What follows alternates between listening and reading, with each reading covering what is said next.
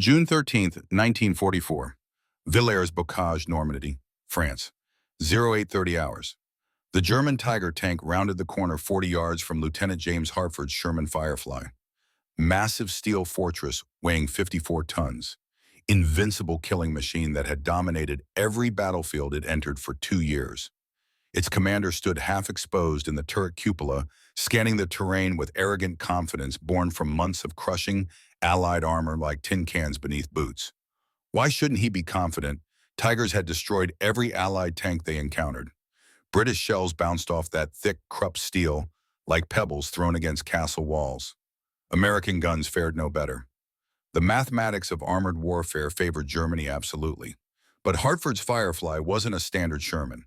It mounted the deadly British 17-pounder gun, and loaded in the breech was a shell the German tankers had never encountered before. A shell that would rewrite every equation of armored warfare.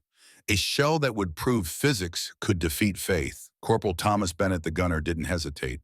He centered the crosshairs on the Tiger's frontal armor, the thickest part of the tank. The supposedly impenetrable glacis plate that German engineers had designed to stop anything the Allies could throw at it. Under any normal circumstances, firing at this point would be suicide, a waste of precious ammunition, an invitation for the Tiger to return fire and kill them first with its devastating 88mm gun. Bennett breathed out slowly, exhaled completely, held the pause between breaths, then fired. The 17-pounder gun roared. The entire Firefly rocked backward from recoil force that slammed through the hull like earthquake. The shell left the barrel exceeding 4,000 feet per second, faster than any conventional armor-piercing round ever fired.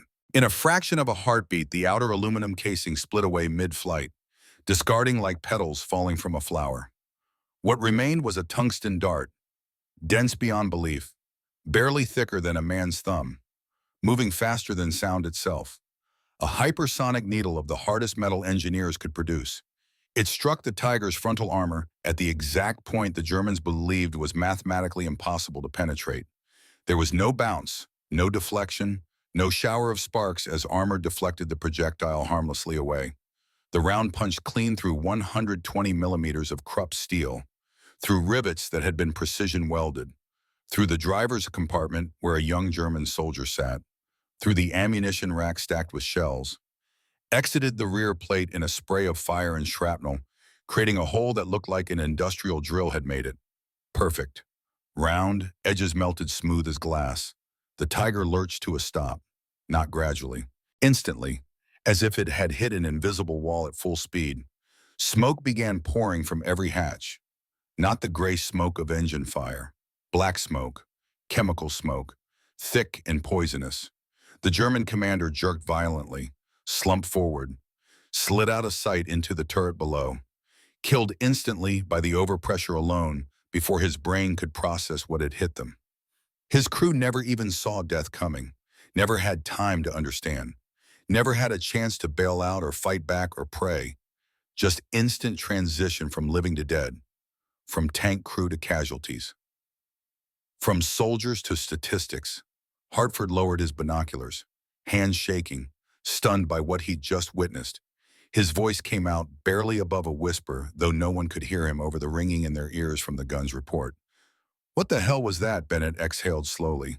His hands were shaking on the controls despite the perfect shot, despite killing a Tiger that should have killed them, despite doing the impossible. That, sir, was APDS, armor-piercing, discarding sabot. For the first time in the war, the British possessed a weapon that could kill a Tiger with a single shot. A weapon that made German armor thickness irrelevant. A weapon that transformed physics into a killing force more powerful than any conventional shell. And the Germans had absolutely no idea it even existed.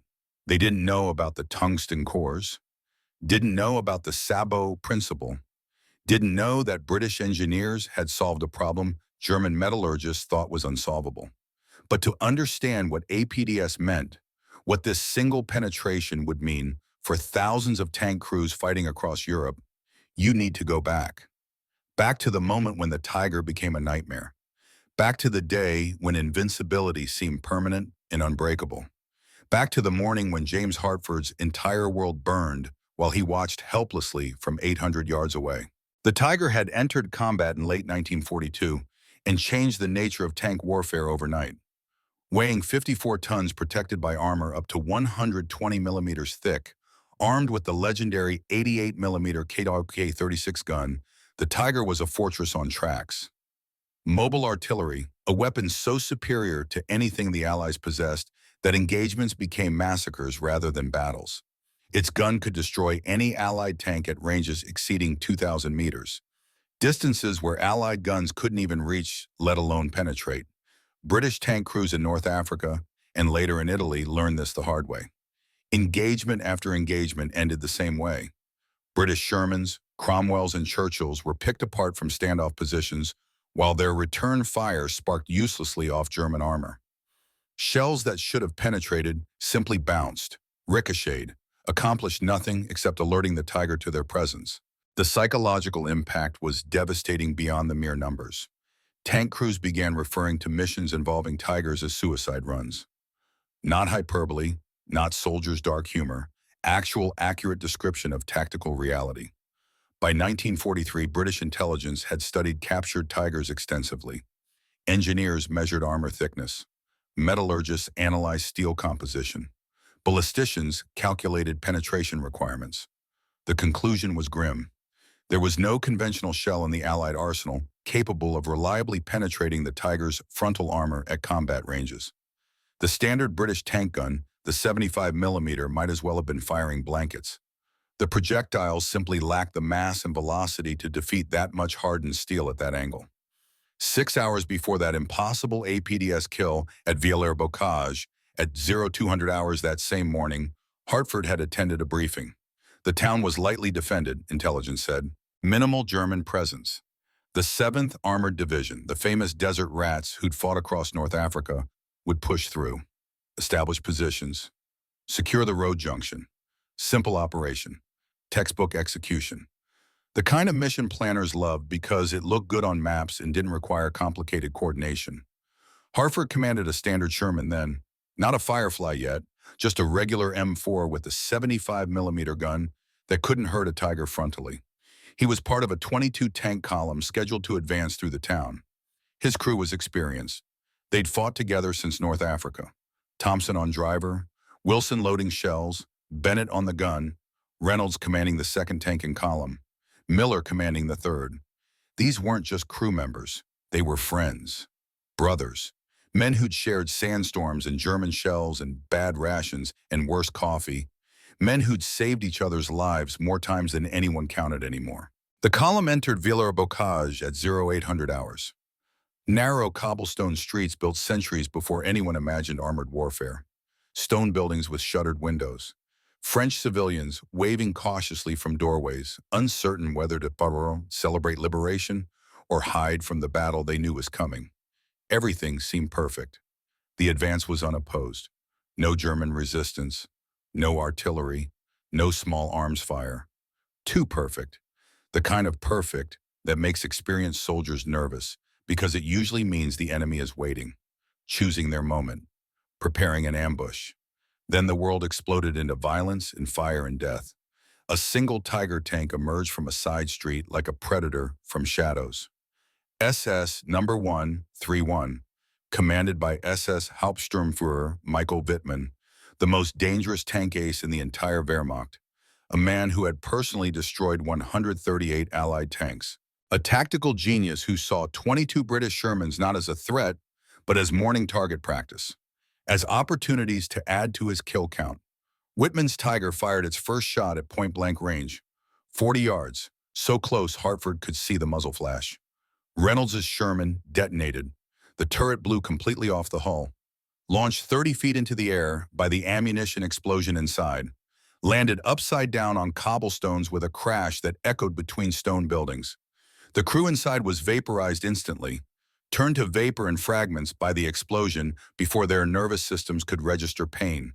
One moment alive, next moment gone, erased from existence.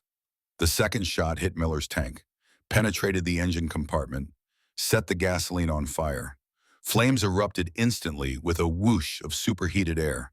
The crew tried to bail out, tried to escape the burning metal coffin. But German machine gun fire cut them down on the cobblestones before they could reach cover. Miller died screaming. His uniform was burning. He tried to crawl toward a doorway, but the flames consumed him. Hartford watched through his periscope, completely helpless, unable to help, unable to look away. Third shot, fourth shot, fifth shot, systematic execution, clinical precision. Whitman moved through the British column like a reaper through a wheat field at harvest. Each shot was perfect. Each shot killed. Each shot proved that German engineering was superior and Allied courage meant nothing against superior weapons. Hartford tried to return fire. His 75mm gun barked.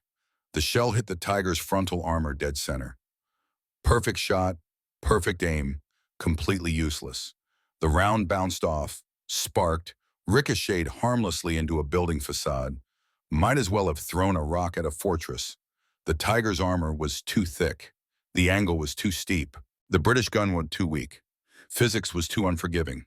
Whitman's return fire hit Hartford's Sherman on the turret ring, the junction between the turret and the hull where armor was thinnest. The shell penetrated, killed Wilson instantly. The shrapnel tore through the loader's position like a buzzsaw through paper. Wounded Thompson in the legs, set the ammunition on fire. Flames began spreading. Smoke filled the crew compartment. The temperature skyrocketed.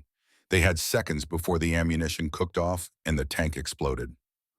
Hartford ordered bailout, emergency evacuation, immediate. Bennett pulled Thompson through the driver's hatch. Both men fell to the cobblestones, crawled behind their burning tank using it as cover. Watched as Whitman systematically destroyed 14 tanks in 15 minutes. 14 British tanks, 1 German Tiger, 15 minutes of perfect gunnery and tactical dominance. The British column was annihilated. Crews were dead or fleeing. Equipment was burning, and Whitman withdrew without a single scratch on his armor, without a single casualty to his crew, without even depleting half his ammunition load. A perfect German victory, a complete British disaster, a demonstration that the Tiger was invincible and Allied tank crews were helpless against it. Hartford sat in the rubble that afternoon, counting losses, documenting casualties for the after-action report that would try to explain the inexplicable. 14 tanks destroyed, 27 crew members killed, 19 wounded. Reynolds was dead, Miller was dead, Wilson was dead. Thompson would lose his leg to infection 3 days later, despite the best efforts of field surgeons. And Whitman's Tiger had driven away untouched, unharmed, invincible. The word kept echoing in Hartford's mind. Invincible. How do you fight something invincible? How do you survive when physics itself favors the enemy? That night, Hartford wrote in his journal, a leather-bound book every officer carried, a place to record thoughts and observations and lessons learned.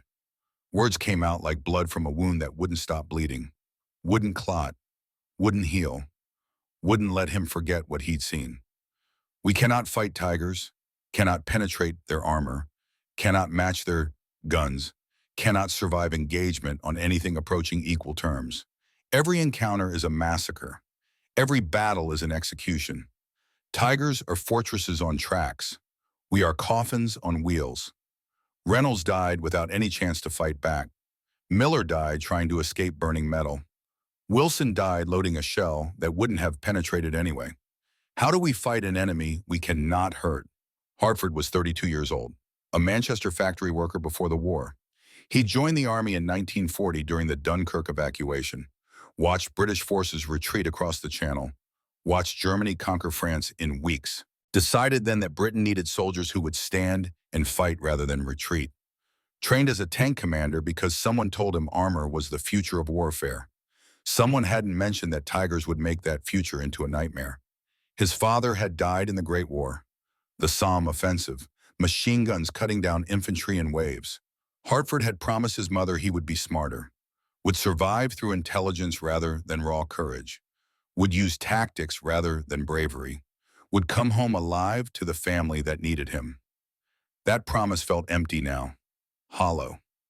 Intelligence didn't matter when the enemy had superior weapons, when physics favored the Germans, when every tactical manual said engage Tigers only with overwhelming numerical superiority or air support or flanking maneuvers. Never frontally, never at close range, never with any expectation of survival. The mathematics were brutally clear. Sherman versus Tiger meant the Sherman dies. 5 Shermans versus 1 Tiger meant maybe 1 Sherman survives long enough to report contact before it too is destroyed. The cost was always measured in British blood, in friends burning alive, in brothers dying, in promises that couldn't be kept no matter how hard you tried. British tank crews developed a condition that medical officers couldn't quite name or treat. They called it tiger fear, a physical response to hearing the distinctive engine sound. The Maybach HL-230 engine had a particular rumble, deep, powerful, unmistakable to anyone who'd heard it before. The sound triggered panic, accelerated heart rate, sweating palms, difficulty breathing. Seeing the angular silhouette produced the same response. That boxy hull, that long gun, that thick armor. Understanding that your armor wouldn't protect you, that your gun wouldn't penetrate, that death was coming and courage wouldn't stop it. Hartford felt it every single time intelligence reported tigers in the sector. Felt it in his chest like a hand squeezing his heart. In his hands that trembled when loading guns. In his voice that he tried to keep steady while giving orders that might get his men killed. But something else was happening. Something the German tank crews didn't know about. Something that would change everything about armored warfare. In workshops far from the front lines, British engineers were solving an impossible problem. Building a weapon that shouldn't work according to conventional ballistics. Creating physics that would defeat German steel. Developing a round that would make the Tiger vulnerable. And Hartford would be among the first to fire it. First to prove that British science could answer German engineering. First to learn that tungsten carbide moving fast enough could penetrate any armor ever made. May 1944, Lulworth Ranges, Dorset, England. Dr. Richard Crawford stood in a reinforced observation bunker, staring at test results that contradicted everything conventional ballistics said was possible. A tungsten carbide penetrator, moving at 4,000 feet per second, had just punched through a captured Tiger frontal armor plate. Clean hole. Edges melted smooth as glass from the friction heat. Interior damage was catastrophic. The penetrator had retained enough energy after going through the armor to continue through internal components, through the engine block, through the rear plate, exited the tank completely. The physics were sound. The engineering was revolutionary. The implications were terrifying because Crawford understood exactly what this round would do to human beings inside a tank when it penetrated. Crawford was 48 years old, Cambridge educated in materials science and metallurgy, recruited by the Ministry of Supply in 1940 when the war demanded every scientist Britain could produce. His specialty was understanding how metals behaved under extreme stress, how crystalline structures failed, how heat and pressure transformed material properties in ways that could be exploited or prevented. For 3 years, he had been trying to solve a problem that every British tank commander said was unsolvable. How do you defeat German armor that is superior in thickness quality and metallurgical composition to anything Britain could produce with its limited resources? The British War Office mandate was specific, unambiguous, brutally clear. Develop a weapon that could kill a Tiger frontally, not from the side where the armor was thinner, not with a lucky shot through a vision port or hatch seam. Frontally reliably at combat ranges where tank battles actually happen. The challenge was physics itself. To penetrate thick armor, a projectile needs either extreme mass or extreme velocity. Ideally both, but existing guns had hard physical limitations. You couldn't simply make the shell heavier without reducing velocity. A heavy projectile accelerates more slowly. You couldn't just increase the powder charge without rupturing the gun barrel. Pressure has limits that steel cannot exceed. The solution would require something revolutionary, something that broke every conventional rule of ammunition design. The answer was the Sabot principle, a radical idea that seemed impossible until Crawford and his team made it work through months of trial and error. What if the shell you fired wasn't the shell that actually hit the target? Traditional armor-piercing rounds were solid slugs of hardened steel, sometimes with tungsten cores for added density and penetration. They were heavy. That weight helped them punch through armor through sheer momentum and kinetic energy. But weight also meant slower velocity. Slower velocity meant less kinetic energy on impact. Physics demanded a trade-off: mass versus speed. You couldn't have both with conventional ammunition design. Crawford asked a different question. What if we could separate mass from velocity? What if we could have the best of both worlds? The answer was the discarding sabot. Instead of firing a full-caliber shell, you fire a subcaliber penetrator, a narrow tungsten core surrounded by a lightweight carrier that falls away after leaving the gun barrel. The carrier, called the sabot, allowed the small projectile to fit the gun's bore, to seal the barrel properly, to capture the full explosive force of the propellant. But once in flight, aerodynamic forces would strip the sabot away, leave only the dense needle-like core continuing toward the target. Small mass, extreme velocity, maximum kinetic energy at impact. The result was staggering when it actually worked. The tungsten penetrator, now free of all that excess mass, traveled at velocities conventional rounds could never hope to reach, over 4,000 feet per second. Compare that to standard armor-piercing ammunition at 2,500 feet per second. At those hypersonic speeds, kinetic energy became an unstoppable wrecking force. The laws of physics were absolutely merciless. Kinetic energy equals 1/2 times mass times velocity squared. Doubling the velocity quadrupled the energy. Even thick German armor couldn't withstand the focused impact of a hypersonic tungsten dart. Armor that stopped conventional shells simply opened like paper under APDS penetration. But development wasn't easy. The path from theory to working weapon was filled with failures. April 15, 1944, the first field test of a combat prototype.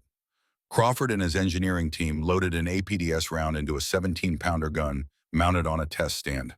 The target was a section of captured Tiger frontal armor positioned 200 yards downrange. Real combat armor, actual German steel taken from a destroyed tank in North Africa. This wasn't a simulation using mild steel or mathematical models. This was a test against the actual enemy steel that had stopped every British round fired at it in combat. The gun crew loaded the round carefully.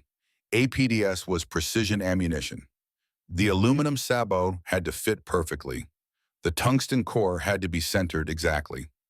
Everything had to work in perfect harmony, or the round would fail catastrophically. The gun fired. Recoil was exactly as calculated. Muzzle flash, smoke, the distinctive crack of hypersonic projectile. But something went horribly wrong. The sabot didn't separate correctly. Instead of falling away cleanly, the aluminum segments tumbled, collided with the tungsten penetrator mid-flight, destabilized the trajectory. The core tumbled end over end, hit the target at completely the wrong angle, shattered on impact instead of penetrating. Metallurgical failure. Tungsten fragments scattered across the test range. No penetration. Just expensive failure in a smoking crater in the dirt. The test crew was safe in their reinforced bunker. But the failure was catastrophic for the program. Months of development work. Hundreds of thousands of pounds spent. Promises made to the War Office about delivering a war-winning weapon. Expectations from tank crews desperate for something, anything that would work against Tigers. All of it reduced to wreckage and the understanding that theoretical physics and practical engineering weren't the same thing. That making something work in a laboratory was completely different from making it work in combat conditions. That tungsten carbide was incredibly hard, but also incredibly brittle under the wrong stress conditions. Crawford's superior, Brigadier Morrison, was brutally clear about the timeline. No ambiguity, no mercy, no extensions. We have 8 weeks to fix this or the project gets canceled. Tigers are killing our tank crews at unsustainable rates. The casualty statistics are classified, but I will tell you this much. We are losing tanks faster than the factories can build them. Losing crews faster than training can replace them. Every single day without a working APDS round is another day more British boys burn alive in Shermans that cannot fight back. Fix this or I will find someone else who can. You have 8 weeks. Make them count. Crawford worked 18-hour days, testing tungsten from different suppliers. Colorado mines, Portuguese imports, small British deposits. Each source had slightly different crystalline properties, different responses to heat treatment, different failure modes under stress. He analyzed sabot separation mechanics in wind tunnels, used high-speed cameras to capture the exact moment of discard at 10,000 frames per second, Adjusted rifling specifications because rate of twist affected spin and spin affected stability. Everything was connected. Everything mattered. A change in one variable affected three others. His son Edward was serving in a tank regiment, stationed in Italy, fighting the Gothic Line. 24 years old, a Sherman commander just like the men Crawford was trying to save. Every failed test meant Edward would face Tigers with inadequate weapons. Every delay meant more British tank crews would die to German guns that Crawford's science couldn't defeat yet. The pressure was crushing.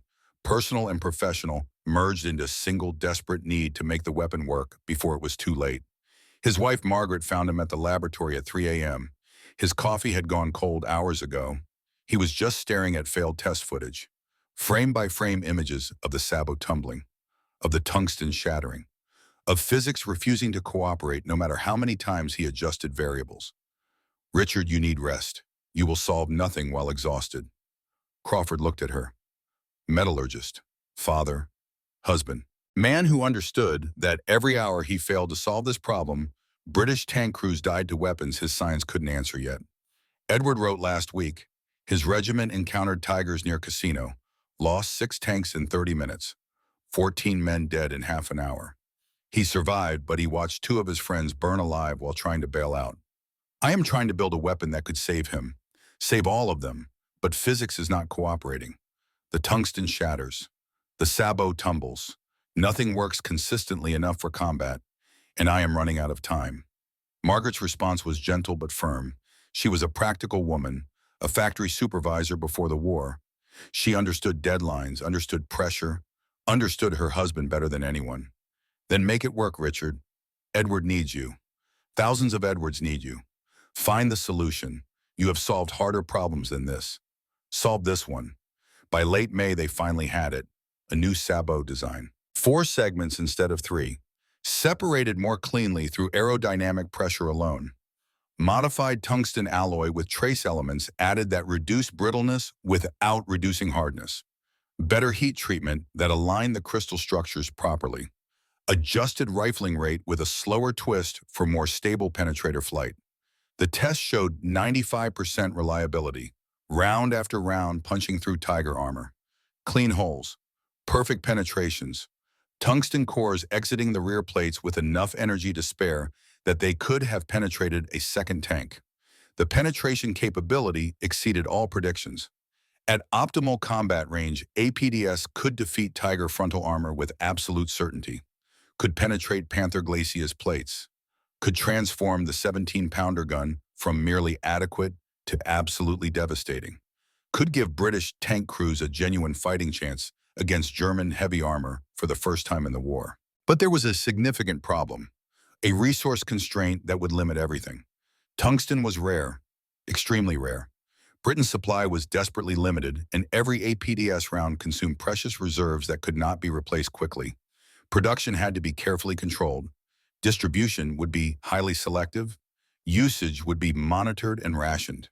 The War Office made a strategic decision: keep the weapon absolutely secret for as long as possible.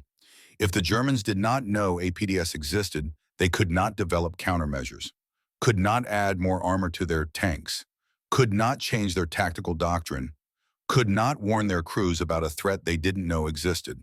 The rounds were shipped quietly to forward depots, issued without fanfare or explanation, deployed with strict orders that left no room for interpretation.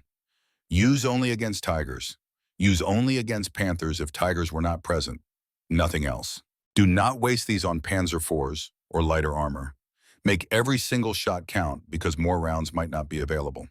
May 1944, somewhere in France. Hauptmann Franz Wolf sat in the commander's cupola of Tiger Tank number 217, 36 years old, from a Bavarian military family going back 4 generations.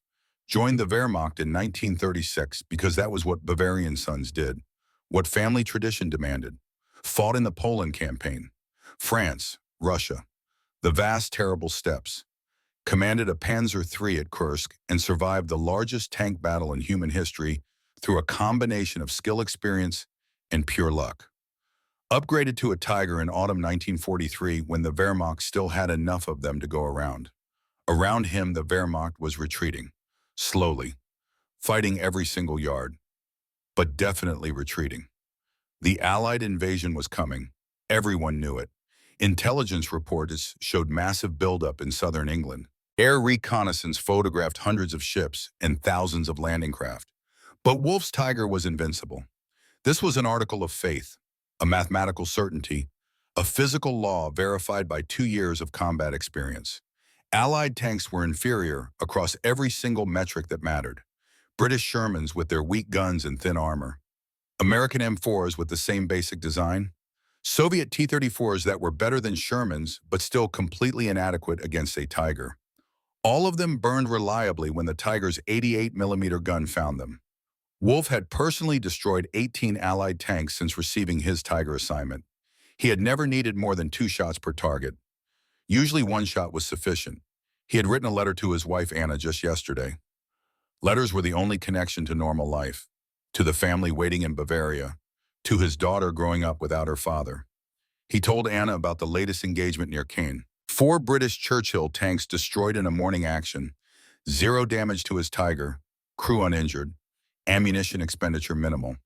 Another successful defensive action that proved German armor superiority was real and enduring. The British are brave. I respect their courage deeply, but bravery does not penetrate steel. They charge our positions in machines that are inferior to ours in every way. It is simultaneously admirable and tragic. Like medieval knights charging modern artillery, they die heroically, but they still die. Our Tiger makes us untouchable. The armor is too thick for their guns to penetrate. Our gun is too powerful for their armor to stop. The engineering is too superior for them to match. I am safe here. Tell Helena that her father will come home. Tell her that German steel protects me. Anna had written back 3 weeks later. The letters took that long, crossing war-torn Europe. She told him about Helena, 8 years old now, learning to play piano. Her teacher said she had real talent. Helena kept asking when her father would return from the war, asking why the fighting continued when everyone said Germany was winning. Questions that Anna could not answer adequately. Questions that made Wolf question things occasionally in the quiet moments. But orders were orders. Duty was duty. Germany was the homeland that needed defense against enemies from all directions. The letters reminded him that war was not an abstract tactical problem, that he fought for his family, for his daughter who needed her father, for his wife who needed her husband, for the home that needed protection. Wehrmacht armor doctrine in spring 1944 was built entirely on Tiger and Panther superiority. German tanks would establish defensive positions on favorable terrain, force the Allies to attack uphill or across open ground, destroy Allied armor at maximum range before Allied guns could effectively return fire. This approach required far fewer tanks than the Allies possessed, but it required better tanks. Quality over quantity, quality over sheer numbers. German crews were better trained on average, 6 months versus the Allied 3 months. Better equipped with superior optics and precision rangefinders. More experienced because veterans survived through the skill that new crews had not yet developed. Tiger specifications supported this defensive doctrine perfectly. Frontal armor 120 millimeters thick, sloped at angles that increased the effective thickness even more. The 88mm Kayaboo K-36 gun could penetrate any Allied tank at 2,000 meters. Distances where Allied guns could not even reach the Tiger effectively.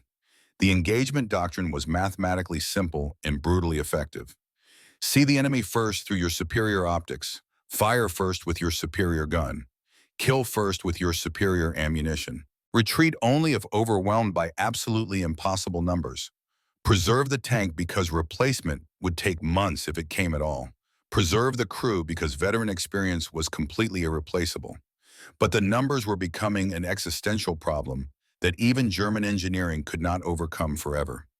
Germany had produced 347 Tigers total during the entire war. Production was limited by complexity, by resource shortages, by Allied bombing of the factories. Britain would eventually field over 100 Fireflies. America had produced 50,000 Shermans. The Soviets had built tens of thousands of T-34s. Even with 5-to-1 kill ratios consistently favoring the Tigers, even with perfect German gunnery and flawless tactics, the mathematics eventually favored the Allies. The weight of numbers, the industrial capacity, the resources, the time, All of it favored the Allies in the long run. But for now, in spring 1944, the Tiger remained a battlefield god. A weapon that made German crews feel invincible. A shield that deflected Allied shells. A sword that destroyed Allied armor at ranges where return fire was completely impossible. Wolfe trusted his Tiger absolutely. Trusted the German steel that had stopped every Allied shell ever fired at it. Trusted the Krupp metallurgy that had been perfected over decades of industrial development. Trusted the engineering culture that had made Germany dominant in armored warfare since the Poland campaign in 1939. That faith was entirely rational, based on extensive combat experience, verified by his own survival and the deaths of 18 Allied tank crews.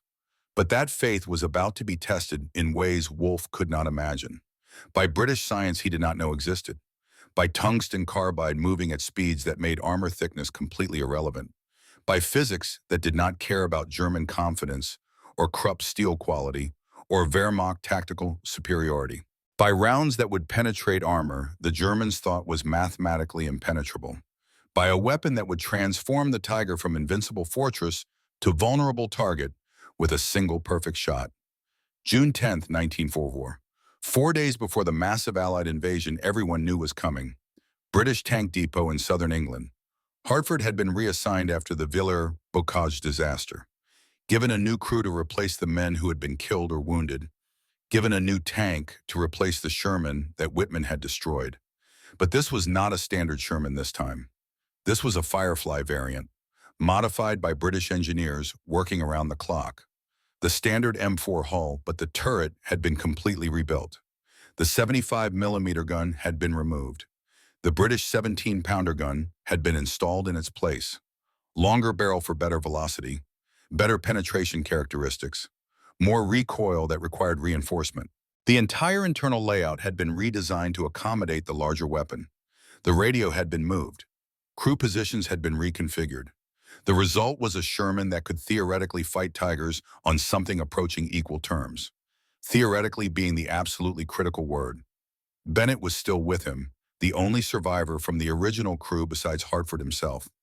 Thompson had died from his infected leg wound. Davis was the new driver. Morrison filled Wilson's position as loader. Young, only 19 years old. Hartford tried not to think about how Morrison reminded him of Wilson. Same age, same nervous energy, same eagerness to prove himself. Reynolds and Miller were dead and their positions were filled by strangers Hartford did not know yet, did not want to know too well, did not want to memorize faces that might burn. The supply officer called Hartford to the depot. Special delivery, eyes only. Wooden crates marked experimental authorized personnel only in red stenciling. Inside were 12 rounds that looked different from any ammunition Hartford had ever seen.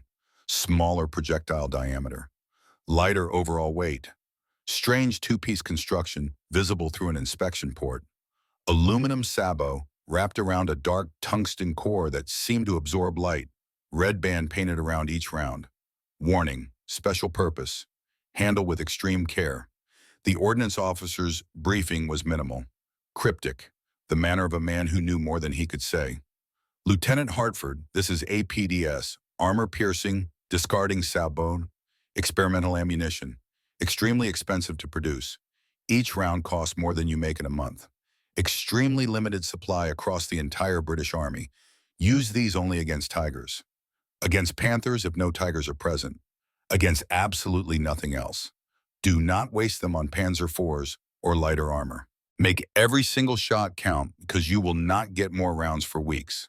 Questions. Hartford raised his hand. A commander's right, a need to understand the weapon before using it in combat. What makes these different from our standard armor-piercing rounds? The officer's smile was uncomfortable. The expression of a man who knew something deeply disturbing, something he wished he could unknow. They work against Tigers, frontally, at combat ranges where tank battles actually happen. That is all you need to know tactically. Fire them the same way you fire standard armor-piercing. Aim center mass. Let physics handle the rest. And Hartford. When you hit a Tiger with this round, do not be surprised by what you see. It is supposed to look like that. Supposed to be violent and absolute. Just understand that the enemy crew will not survive, will not bail out, will not have any chance whatsoever to surrender or retreat. The round kills everyone inside the tank instantly, completely. That is exactly what APDS is designed to do. June 12, 1944, night before they would return to Villers-Bocage, night before Hartford would face Tigers again, but this time with a weapon that might actually work. He sat in the Firefly's turret while Bennett methodically cleaned the 17-pounder gun. Meticulous care. Professional preparation. They had been told Tigers were in the sector. SS units. Possibly even Whitman's battalion returning. The standard nightmare scenario that made Hartford's hands shake with the memory of Reynolds burning and Miller screaming and Wilson dying. Hartford held a single APDS round in the dim red light of the tank's interior. Combat lights that preserved night vision. He studied the tungsten core visible through the aluminum sabot, dark metal that seemed to absorb light rather than reflect it, heavy far beyond what the physical size would suggest. Compact mass that represented 3 years of British engineering effort, represented Crawford's 18-hour days and failed tests and desperate timeline, represented hope that British science could finally answer German steel. He thought about Reynolds laughing at a terrible joke, about Miller's endless stories about his home in Cornwall, about Wilson's quiet competence that never needed praise, about the promise he had made to his mother that he would survive through intelligence rather than courage, about understanding that this single round represented something profound, hope perhaps, an equalizer, a chance to kill Tigers the way Tigers had been killing British tanks since 1942, a chance to make the physics work in Britain's favor for once. He loaded the APDS round into the ready rack, kept it separate from the standard ammunition, marked the position clearly. Tomorrow Bennett would chamber it, would aim at a Tiger, would fire, and they would all learn whether British engineers had actually solved the unsolvable problem.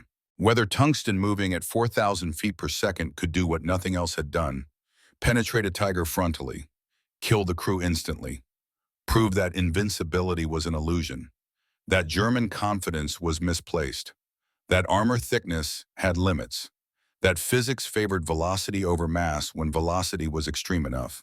Tomorrow, at Villers-Bocage, where Whitman had massacred a British column, where 14 tanks had burned, where 27 men had died in 15 minutes, where Hartford had lost everything except his life and his guilt. Tomorrow, British science would answer German steel. Tomorrow, tungsten would challenge the iron faith of the Wehrmacht. Tomorrow, the impossible would attempt to become real. Tomorrow, physics would rewrite the rules of armored warfare. And nothing would ever be the same again. June 13th, 1944, 0831. 1 minute after the impossible became real. Hartford's Firefly sat motionless behind the collapsed stone wall, engine idling low, smoke drifting lazily from the 17-pounder barrel. 50 yards ahead, the Tiger burned. But this was not normal tank fire. This was different, something visceral and terrible. The interior ammunition was cooking off with sharp cracks that echoed between buildings. Hatches had blown open from internal pressure. Black smoke poured out thick and chemical, carrying the smell of burning metal mixed with something worse. Something organic that made Bennett turn away from his gunner's sight and fight the urge to vomit. No German crew emerged from those hatches. No survivors crawling desperately toward safety. No hands reaching up from the commander's cupola. Just the burning tank and the terrible silence where 5 men had been alive moments before. Hartford raised his binoculars with hands that would not stop shaking. Studied the Tiger's hull with professional detachment, fighting against horror. Found the entry wound. A perfectly round hole in the frontal glacis plate. Small, maybe 4 inches in diameter. The edges were melted smooth as glass from friction heat that had exceeded 1,000 degrees Celsius. No spalling around the impact point. No cracks radiating outward like spiderwebs. Just clean penetration through armor the Germans had believed was mathematically impenetrable. Through steel that had stopped every British shell fired at it for 2 years. Davis, the new driver, broke the silence. His voice was shaking with something between awe and fear. "Sir, what just happened? That was a frontal hit. Tigers do not die from frontal hits. Everyone knows Tigers do not die from frontal hits." Bennett was already reloading with automatic movements born from endless training, chambering a standard armor-piercing round because APDS was too precious and too limited for follow-up shots on destroyed targets. His hands moved with professional efficiency, but his voice betrayed the emotion underneath. That was not a normal round Davis. That was something new, something that actually works against them. Hartford kept watching the tiger burn through his binoculars, thinking about physics that should not work but did, about tungsten carbide traveling at velocities that made armor thickness completely irrelevant, about Crawford's engineering defeating the Wehrmacht's unshakable faith, about a single shot changing everything about armored warfare. The radio crackled to life. Command frequency. Other Firefly crews were reporting contact with tigers, reporting kills, reporting the same impossible penetrations Hartford had just witnessed. Tigers dying from frontal hits. German crews not escaping. The new weapon was working exactly as promised, exactly as terrifyingly as the ordnance officer had warned. 3 more tigers appeared that morning in different sectors around Villers-Bocage, different locations, different ranges, different tactical situations. Same result every single time. APDS penetration, instant kills, German crews dead before they could understand what had hit them, before their training could kick in, before their survival instincts could save them. By noon, British forces had destroyed 7 Tigers, 7 of the most dangerous tanks in the Wehrmacht, with only 8 APDS rounds expended, an 87% kill rate. Compare that to previous engagements where 20 British tanks had died for each Tiger killed. The mathematics had reversed completely. Physics had shifted in Britain's favor. The balance of armored warfare had changed in a single morning. But the cost was not measured only in statistics and kill ratios. Hartford examined the second Tiger his Firefly had killed later that day. Range had been 600 yards. Side armor exposed during a maneuver. Bennett's shot had penetrated the driver's compartment, continued through the fighting compartment, exited the rear plate. The tungsten core had retained enough energy after passing completely through the entire tank to embed itself in a stone building behind the target. German engineers would later calculate that the penetrator had maintained 60% of its kinetic energy after going through the tank, enough energy remaining to penetrate a second Tiger if one had been positioned directly behind the first. British recovery crews pulled the bodies from the destroyed Tigers under Hartford's supervision. The medical officer documented the deaths for intelligence reports that would be studied by analysts far from the front lines. Blunt force trauma from the pressure spikes, thermal burns from superheated gas that had filled the crew compartment in microseconds, internal injuries from shrapnel and spalling that turned the inside of the tank into a steel blender. Every single crew member had died within seconds of penetration. No time to react or understand. No chance to bail out or fight back. No opportunity to surrender or retreat. Just instant transition from living soldiers to casualties. From tank crews to statistics. From human beings to problems solved through superior physics. Hartford watched the body bags being loaded onto trucks. 5 per Tiger. 7 Tigers destroyed. 35 German soldiers dead by this new British weapon they had never heard of, never knew existed, never had any chance to defend against. He thought about Whitman's massacre 3 weeks ago, about Reynolds and Miller and Wilson, about 27 British crew members killed in 15 minutes by a single Tiger, about the promise he had made to make Germans pay. Payment had been delivered. The bill had come due, but payment looked very different than he had expected. It looked like young men with burned faces being carried from tanks. It looked like efficient killing. It looked like revenge that did not feel remotely like justice. That night, British Command held a classified briefing. Security level was raised to the highest classification. No details could be mentioned in written reports. No discussion of APDS in radio traffic that Germans might intercept. No acknowledgement in any documents that the enemy might capture. But the officers needed to understand what they now possessed, what this new weapon meant tactically and strategically, what had changed about the war they were fighting. Colonel Reynolds addressed the assembled tank commanders. Hartford noticed that all the other Firefly commanders were present. 12 men total, 12 tank killers, 12 crews who had used APDS successfully in its first day of combat. Gentlemen, today we achieved something unprecedented in this war. 7 Tigers destroyed with minimal British casualties. This represents a fundamental shift in armored warfare. The Germans have relied absolutely on Tiger invincibility for 2 years. That invincibility died today. It died in flames and it is not coming back. But we must maintain absolute operational security about this weapon. APDS rounds are extremely limited in number. Tungsten supply severely constrains production. Each round costs more than most of you earn in 6 months of service. Use them sparingly and use them wisely. Tell your crews these are last resort weapons. For Tigers only. For Panthers only if absolutely necessary. Nothing else justifies the expenditure. Hartford raised his hand. The privilege and responsibility of rank. Permission to speak, Sir granted, Lieutenant. What do we tell the crews about what APDS actually does? About how the enemy crews die when we use it? Colonel Reynolds paused, considered the question carefully, considered the men who would need to fire these rounds repeatedly, who would need to live with the results and the memories, who would need to continue functioning as soldiers despite what they witnessed. Tell them the truth, Lieutenant. The round kills efficiently. The enemy crew does not survive. That is what APDS is specifically designed to do. If that fact bothers them, remind them of Villers-Bocage 3 weeks ago. Remind them of 14 British tanks burning in 15 minutes. Remind them of 27 crew members dead.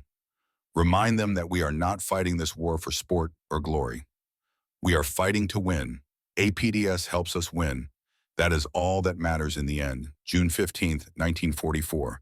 2 days after the first APDS kills, British intelligence intercepted German radio traffic, encrypted but partially decoded by the codebreakers at Bletchley Park working around the clock. Wehrmacht units were reporting impossible penetrations and frantic messages. Tigers destroyed by an unknown weapon that left no survivors. Crews killed before bailout was even possible. Armor penetrated frontally at ranges the Germans had thought were completely safe. The confusion was evident in every transmission. Desperate requests for information, urgent demands for explanations, orders to recover damaged tanks immediately for detailed technical analysis. German recovery crews examined the destroyed Tiger near Villers-Bocage with painstaking care, photographing every detail of the damage, measuring the penetration hole with precision instruments, collecting samples of the metal around the impact point. The entry hole dimensions did not match any known Allied gun or ammunition. Too small in diameter for a 17-pounder conventional round. Too clean and precise for a lucky penetration through some weak point in the armor. The metallurgical analysis of the hole edges showed melting and thermal deformation. Extreme temperatures far higher than normal armor piercing rounds should generate. Something was fundamentally different. Something was completely new. Something the British were not announcing or acknowledging. Hauptmann Franz Wolf received the classified report 3 days after Villers-Bocage. His battalion had lost 4 Tigers in just 2 days of fighting. A casualty rate that was absolutely unsustainable given that replacement tanks took months to arrive if they came at all. More concerning than the raw numbers, experienced crews were dying without any chance to report what had killed them. No survivors to describe the weapon in detail. No tactical data to use for developing countermeasures. Just destroyed tanks and dead crews and a growing sense of uncertainty among the surviving German tankers who were starting to question everything they had been taught. Wolf studied a destroyed Tiger personally, brought his engineering officer along. Both men needed to understand what they were facing. The hole was perfectly round, diameter approximately 10 centimeters. The edges showed thermal deformation absolutely consistent with extreme heat, but not explosive heat from a warhead detonating. This was kinetic heat, friction heat, the heat generated by something moving impossibly fast through solid steel. The engineering officer measured the angle of penetration carefully, calculated the trajectory, determined that the shot had come from 600 meters away. Frontal aspect, direct hit on the glacis plate that should have been impenetrable. The shell should have bounced off harmlessly. Should have deflected at that angle and range. Krupp steel at this thickness and quality should stop absolutely anything the Allies could fire. But the steel had failed. The armor had opened. The crew had died. Wolf touched the edge of the hole with his gloved hand. The metal was smooth, almost glassy, melted and then resolidified in patterns that suggested temperatures exceeding 1,000 degrees Celsius at the exact moment of impact. But what could produce that kind of heat? What could generate that level of energy? The engineering officer had a theory, an uncomfortable theory that challenged everything Wehrmacht armor doctrine assumed about German superiority. Herr Hauptmann, I believe the British have developed a subcaliber penetrator using an extremely dense core material, most likely tungsten carbide based on the penetration characteristics. The projectile is wrapped in a sabot carrier that discards after leaving the gun barrel. This design would explain the small diameter of the entry hole, would explain the extreme velocity required for frontal penetration at this range, would explain the thermal signature we are observing. The physics supports this hypothesis completely. The engineering supports this possibility. The only question is whether the British have sufficient resources to produce such ammunition at any meaningful scale. Wolfe understood the implications immediately, completely. If the British possessed functional tungsten penetrators, the Tiger's armor advantage evaporated overnight. Frontal engagements became suicide missions. The entire defensive doctrine collapsed like a house of cards. Faith in German steel shattered into fragments. He asked the question even though he already knew the answer. Needed the confirmation even though it would destroy his last hope. Can we develop similar ammunition to match them? The engineering officer's expression answered before his words did. His face showed everything Wolfe needed to know. Germany's tungsten supplies come primarily from mines in occupied territories, mines that British bombers are targeting with increasing regularity and success. Our strategic reserves are critically low and dropping every month. Priority allocation goes to machine tools and cutting equipment that are absolutely essential for arms production. Ammunition production is third priority at best. Even if we designed a functional sabot round tomorrow, we fundamentally lack the tungsten necessary to manufacture it at any scale that would matter. We simply cannot match the British in this particular technology race. We have already lost before the race even began. That night, Wolfe wrote to Anna, a different kind of letter than all the previous ones. Gone was the confidence he had always projected. Gone was the assurance about German superiority and inevitable victory. Gone was the certainty about Tiger invincibility, protecting him from all harm. The enemy has developed a new weapon. It penetrates our frontal armor as if it were paper. It kills entire crews before we can even understand what has hit us. I lost 4 good men today to a single British tank. 4 Tigers destroyed, 20 crew members dead. All of them gone in minutes. I do not know how to fight a weapon I cannot see coming, cannot defend against, cannot survive if it finds me. I still tell Helena that her father is safe here, but I no longer believe it. I no longer trust that German steel can protect me. I no longer have faith in armor that has failed so many of my men. June 20th, 1944. 1 week after the first APDS kill, Hartford's Firefly encountered a Tiger platoon near Tilly-sur-Seulles. 3 Tigers in a perfect defensive position, hold down behind a ridgeline, perfect ambush setup from the German perspective, German tactical advantage in every measurable way, terrain favoring the defenders, overlapping fields of fire, escape routes planned, standard scenario that should have favored the Tigers under normal circumstances. That would have favored the Tigers just last week. But this week was different. This week, the British had APDS. This week, physics favored velocity over defensive position. Hartford assessed the situation rapidly. 5 APDS rounds remaining in his Firefly. 3 enemy targets ahead. 2 rounds as buffer for missed shots or additional contacts. He could engage. The mathematics worked if nothing went wrong. Bennett identified the targets through his rangefinder with professional precision. Lead Tiger at 800 meters. Second Tiger at 850. Third Tiger at 900. Extreme range. Normally this distance meant safety for Tigers, meant German guns could reach British tanks, but British guns could not effectively penetrate German armor. Not anymore. Not with tungsten carbide traveling at 4,000 feet per second. Distance did not provide safety when the penetrator crossed that space in a fraction of a second. Hartford made the tactical decision. Resource management. Calculated risk. Engage lead Tiger first. Standard doctrine. Kill the commander's tank first to disrupt unit coordination and decision-making. Bennett fired. The familiar sharp recoil. The smoke. 1 second flight time across 800 meters. Impact. Miss. The round went high over the target, disappeared into the forest beyond. The first miss. The first failure. The first waste of irreplaceable tungsten that could never be recovered or reused. The silence inside the Firefly was absolutely total, complete, oppressive. Bennett stared through his sight with an expression of complete disbelief. Morrison stood frozen with the next round in his hands. Davis waited motionless at the controls. Hartford processed the failure and understood the implications immediately.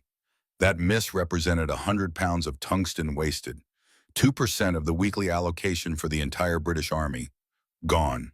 Vanished. The impact on future supply would be measured, reported, documented in triplicate. Someone at division headquarters would calculate the exact cost, would question whether Hartford's crew deserved APDS priority allocation if they were going to waste shots like amateur recruits. The Tiger traversed its turrets smoothly, searching methodically for the source of the near miss. Found the Firefly's position through superior German optics. Fired. The German 88mm round hit the ground 30 meters short, ricocheted over the Firefly's hull with a sound like tearing metal. Close. Far too close. A wake-up call.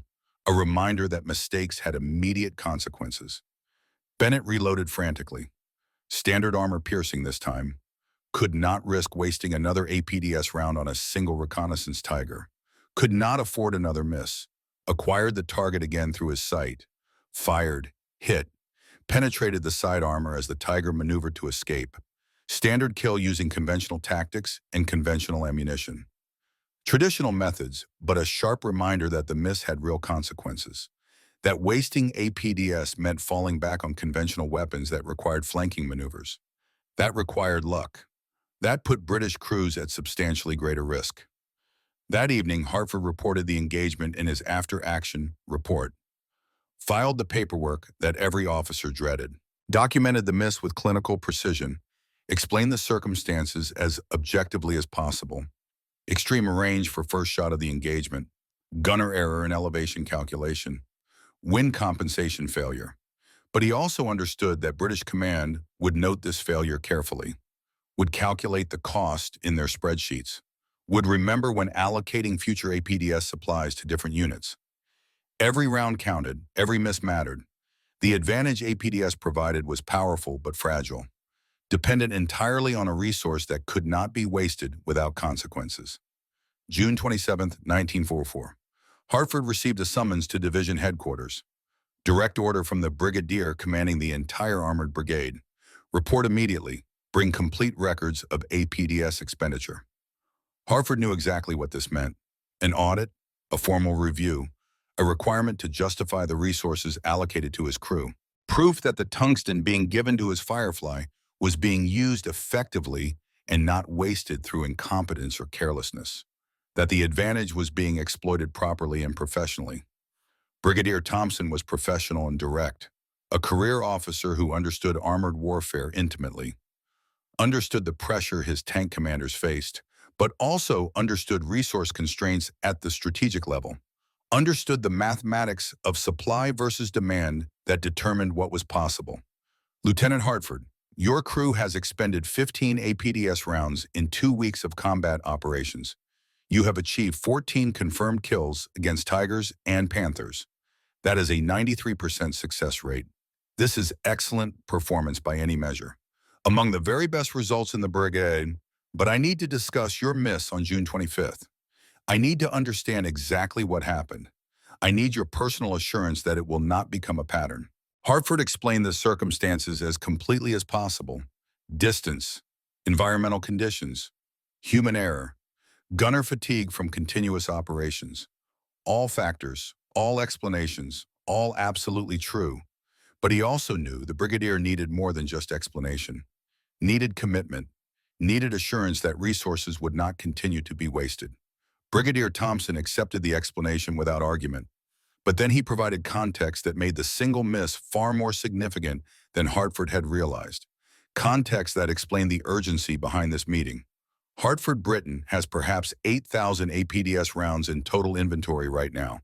We are producing approximately 200 rounds per week in the factories. We are using approximately 300 rounds per week in combat. The mathematics simply does not work in our favor. We are depleting our stocks faster than production can possibly replace them. In 6 months, maybe 8, at the absolute most, we will run out completely. We will have no APDS at all. Every single round wasted is a round that will not be available later when we might need it desperately. Every miss is potentially a British crew that dies because they do not have APDS when they face a tiger.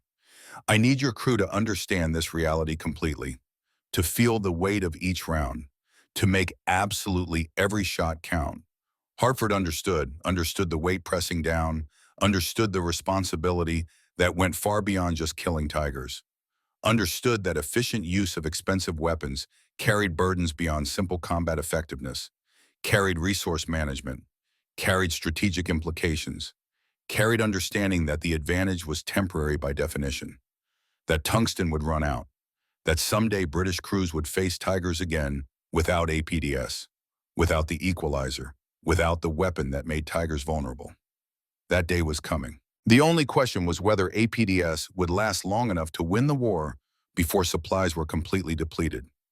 June 30th, 1944, 3 weeks after the first APDS kill, German intelligence had assembled a comprehensive report on the new British weapon, based on recovered fragments from destroyed tanks, based on precise measurements of penetration holes, based on detailed analysis of thermal signatures, based on testimony from the few survivors who had witnessed the weapon's effects. The report was classified at the highest level, distributed only to a very limited audience of senior commanders and technical experts. The conclusions were absolutely devastating to Wehrmacht morale and tactical doctrine. The British have developed armor-piercing, discarding sabot ammunition, uses a tungsten carbide penetrator, achieves velocities exceeding 4,000 feet per second, capable of penetrating Tiger frontal armor at all combat ranges. No effective armor countermeasure currently exists. Adding additional armor only increases weight without guaranteeing protection. Spaced armor appears ineffective against hypervelocity penetrators. Recommend immediate revision of tactical doctrine. Avoid engagement with British 17-pounder guns whenever operationally possible. Maintain maximum distance at all times. Use terrain defensively and never expose frontal armor unnecessarily, except that frontal armor no longer provides absolute protection against all threats. Wolfe read the report sitting alone in his Tiger, understanding the implications with terrible clarity, understanding that faith in German steel had been fundamentally misplaced, that the engineering advantage had evaporated overnight, that British science had answered Wehrmacht armor with physics that made thickness completely irrelevant. He thought about all the crew members who had died, about friends killed by a weapon they had never heard of, about tigers destroyed by rounds that should not have been able to penetrate, about a war that kept taking and never giving anything back except death and grief and shattered certainty. August 12th, 1944, 2 months after APDS first appeared, Dr. Richard Crawford received a telegram at his home. War Office. Official communication. Yellow envelope. His hand shook violently as he opened it. His wife Margaret stood beside him, both of them knowing what a yellow telegram meant, knowing before reading, knowing from the delivery boy's apologetic expression, knowing from the way the world had suddenly stopped. The Secretary of War desires me to express his deep regret that your son, Captain Edward Crawford, was killed in action in Italy on August 10th, 1944. Letter with details to follow. Edward had died 2 days ago, 2 days before APDS rounds had finally reached his regiment in Italy. 2 days. Crawford had worked 18-hour days for months, solved an impossible problem that the best minds in Britain said could not be solved, created a weapon that could save British tank crews from tigers. But he had solved it exactly 2 days too late to save his own son. A tiger had killed Edward Sherman near Florence. Frontal penetration. Crew killed instantly. Standard tiger kill. If the APDS had arrived 1 week earlier, if Crawford had worked just slightly faster, if the sabot separation had worked correctly on the first test instead of requiring months of refinement, Margaret held him while he wept, while he shook with grief that had no outlet and no resolution. You saved thousands, Richard. Thousands of Edwards who will go home to their families because of what you created. Our Edward died so others could live. That has to mean something. It has to. It meant everything and it meant nothing. Crawford returned to work the next day, continued refining APDS production, improving manufacturing processes, training new workers. But every round he approved for manufacture carried a different weight now. Not just the physical weight of tungsten, the weight of a son who had died before the weapon arrived, The weight of knowing that technology could save lives but could not save the one life that mattered most to him. The weight of understanding that he had succeeded and failed simultaneously. July 2nd, 1944. Hartford's Firefly engaged a Tiger platoon near Carpiquet. 5 Tigers in a defensive line, covering German infantry withdrawal from positions that were becoming untenable. Perfect defensive terrain from the German perspective. Hold down positions that exposed only turrets. Overlapping fields of fire that created a killing zone. This was a nightmare scenario even with APDS. 5 Tigers meant 5 APDS rounds minimum if every shot was perfect. No margin for error, no room for misses, no wasted shots. Hartford had exactly 4 APDS rounds remaining. Standard doctrine said withdraw immediately. Call for artillery support. Wait for reinforcements. Engage only when advantage was absolutely overwhelming. But British infantry was pinned down in the open, taking casualties from German machine guns. They needed armor support desperately, needed the Tigers neutralized immediately, needed Hartford's Firefly to do the impossible, to kill 5 Tigers with 4 APDS rounds. The mathematics did not work, but warfare never waited for mathematics to work before demanding action. Bennett would have to fire 4 perfect shots, would have to achieve 4 kills without a single miss, would have to do what even the best gunners rarely managed: perfection under maximum pressure. Hartford gave the order: engage. No alternative existed. Bennett fired. Kill. The first Tiger stopped. Second Tiger. Fire. Kill. The ammunition cooked off spectacularly. Third Tiger. Fire. Kill. The crew tried to bail but did not make it. 3 shots, 3 kills, 3 APDS rounds expended. 1 round remaining in the ready rack. 2 Tigers still active and dangerous. The mathematics still did not work, still required a miracle. Bennett chambered the last APDS round with hands that had stopped shaking through sheer force of will. Acquired the 4th Tiger in his sight. Fired. Miss. The round struck the turret at a bad angle. Deflected. Glanced off the curved steel without penetrating. 4 APDS rounds expended. 3 kills. 1 miss. 2 Tigers remaining and absolutely no more tungsten. The 4th and 5th Tigers advanced immediately. Understanding that the British Firefly was suddenly vulnerable. Understanding that the advantage had just expired. Understanding that their 88mm guns could now penetrate the Firefly's armor easily at this range. Physics favored them again after weeks of favoring the British. Numbers favored them. Position favored them. Hartford ordered retreat. Immediate emergency withdrawal. Davis reversed the Firefly at maximum speed. German rounds impacted all around them. Close. Getting closer with each shot. Bennett fired standard armor piercing desperately. Trying for a lucky hit. Trying for a miracle that would not come. The round bounced off the Tiger's glacis plate. Sparkled briefly. Ricocheted harmlessly. Completely useless. Like throwing rocks at a fortress. Exactly like the old days before APDS, when British guns could not hurt Tigers. British artillery saved them. A forward observer called in a fire mission. Smoke rounds first to obscure German vision. Then high explosive. A barrage that forced the Tigers to halt their advance. To seek cover from the shells raining down. To break off the engagement. Hartford's Firefly escaped with the crew intact, but the mission had failed. 2 Tigers remained operational. German infantry continued their resistance. The British attack had stalled, all because the tungsten had run out, because 4 APDS rounds had not been enough, because advantage was limited by supply, because physics only favored the British when tungsten was available. That night, Hartford sat alone processing the failure, understanding the limitations, understanding that APDS was a miracle weapon only when it was actually available, when supplies lasted, when tungsten existed in the magazines. But tungsten was finite. Supply was strictly limited. Eventually, British crews would face Tigers without APDS, without the equalizer. They would return to desperate tactics, to flanking maneuvers, to numerical superiority, to hope and prayer and courage that could not penetrate armor.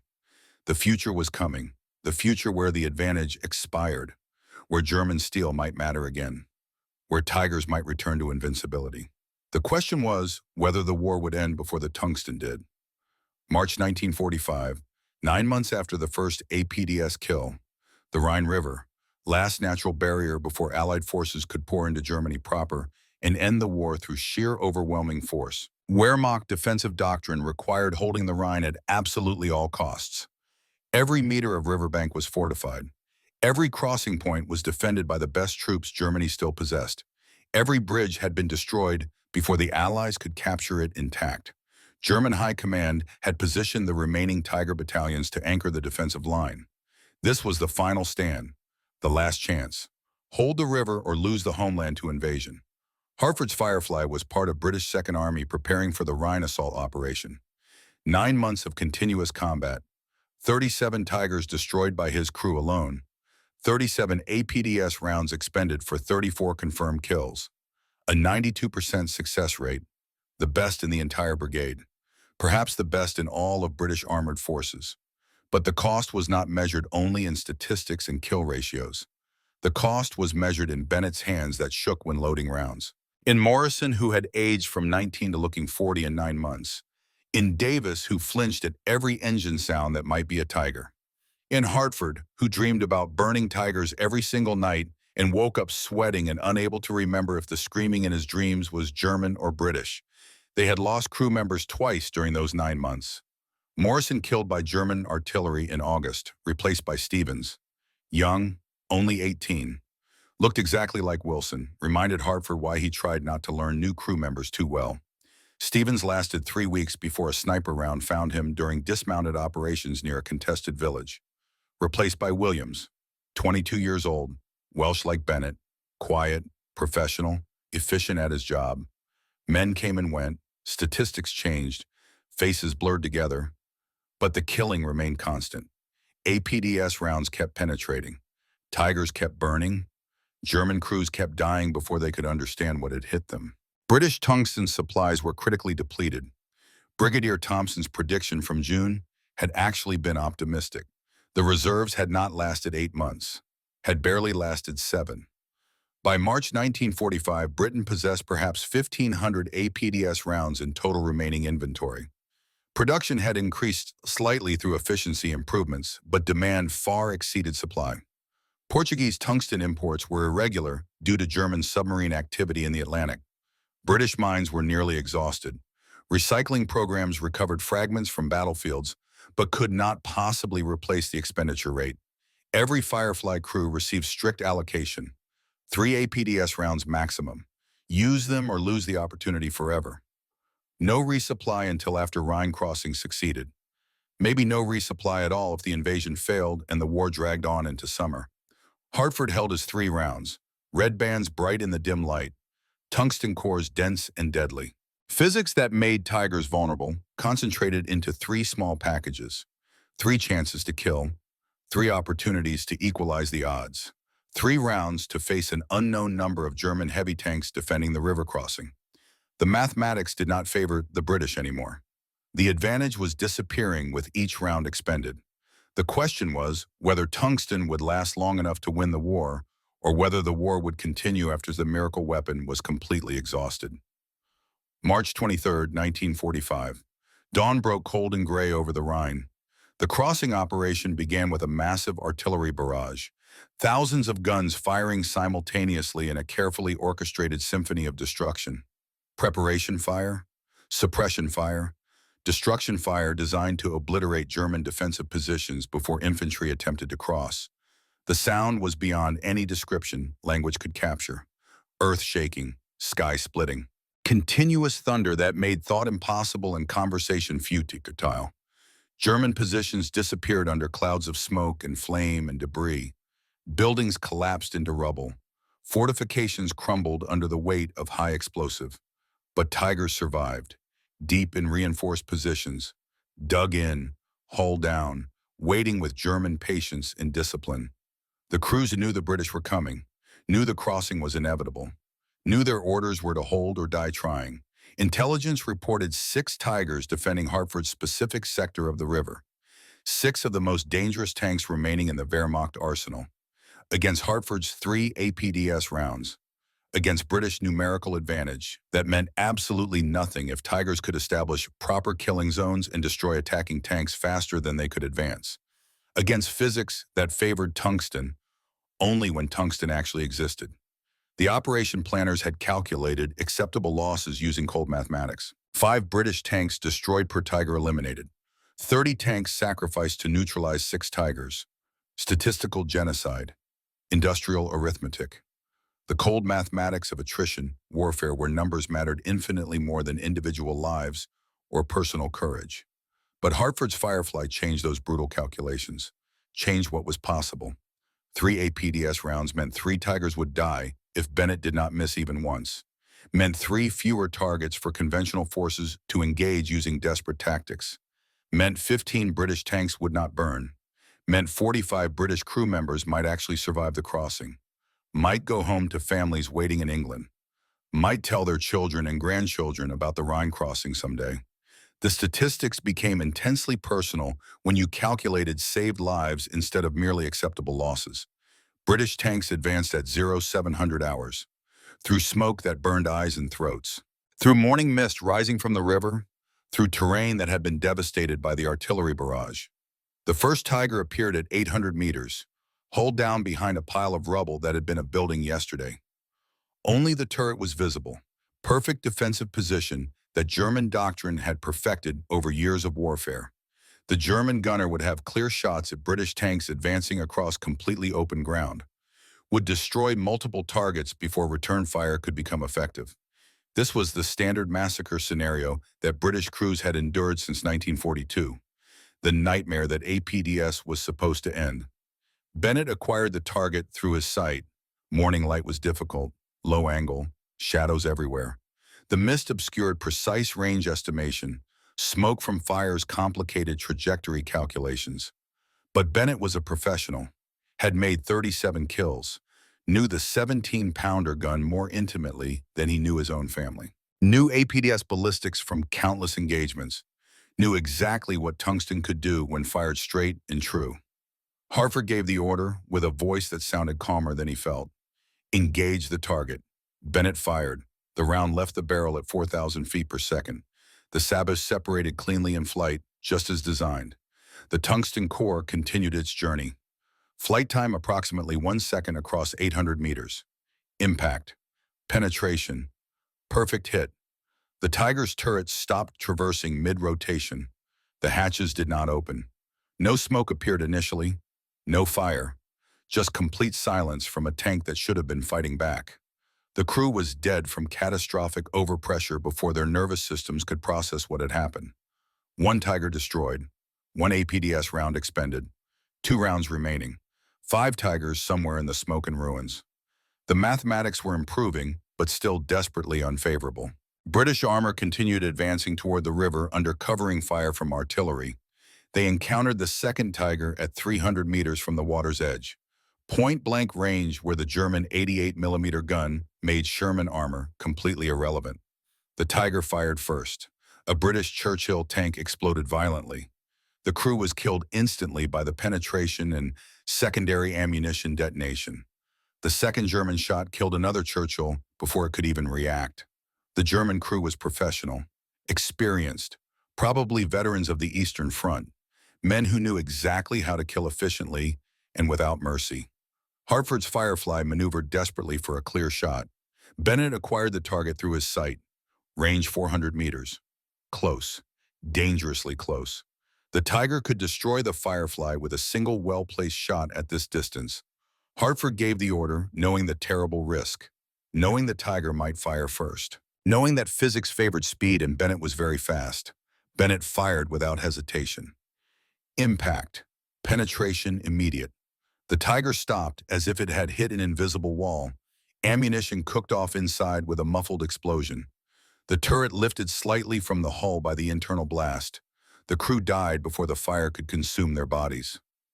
2 Tigers destroyed. 2 APDS rounds expended. 1 round remaining in Hartford's possession. 4 Tigers remaining somewhere in the chaos.